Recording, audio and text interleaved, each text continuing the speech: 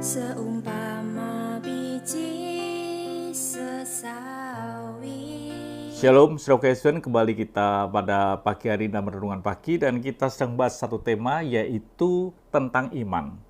Dan kita baca ayatnya lebih dahulu di dalam Ibrani 11 ayat yang pertama. Dikatakan bahwa iman adalah dasar dari segala sesuatu yang kita harapkan dan bukti dari segala sesuatu yang tidak kita lihat. Ini iman, dan kemarin kita telah membahas tentang hal itu. Dan kita akan melihat bahwa iman itu sesuatu yang bukan supernatural. Iman bahkan bisa menyentuh akan pikiran kita, bahkan kita bisa pahami dengan pikiran kita.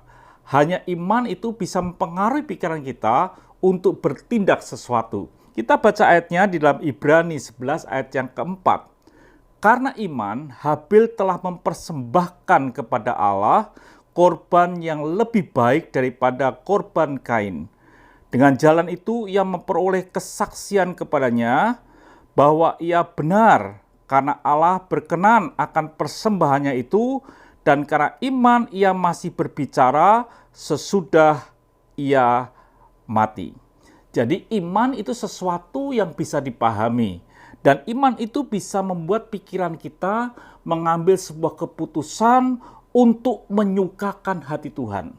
Artinya ketika Habil ini beriman, dan iman itu mempengaruhi pikiran Habil, sehingga Habil bisa memberikan persembahan yang lebih baik daripada Kain. Dan disebut bahwa persembahan Habil itu berkenan di hadapan Tuhan.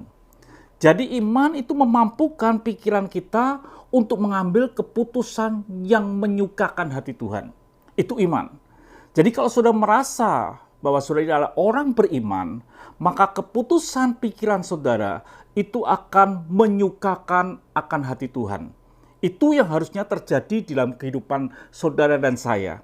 Bukan iman itu tidak bisa dimengerti oleh pikiran kita, bahkan iman itu bisa kita mengerti dan kita pahami sehingga pikiran kita bisa mengambil keputusan untuk mempersembahkan korban yang menyukakan akan hati Tuhan.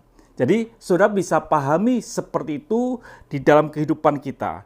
Karena tanpa iman kita tidak akan berkenan di hadapan Tuhan. Dalam Ibrani 11 ayat yang 6 dikatakan, tetapi tanpa iman tidak mungkin orang berkenan kepada Allah. Sebab barang siapa berpaling kepada Allah, ia harus percaya kepada Allah ada dan bahwa Allah memberi upah kepada orang yang sungguh-sungguh mencari Dia. Jadi iman itu akan mempengaruhi pikiran saudara dan saya untuk kita bisa bertindak dan menyukakan akan hati Tuhan. Kalau saudara ini tidak menyukakan hati Tuhan, pertanyaannya adalah apakah iman yang saudara katakan itu sampai mempengaruhi pikiran saudara, atau bahkan saudara tidak memiliki iman.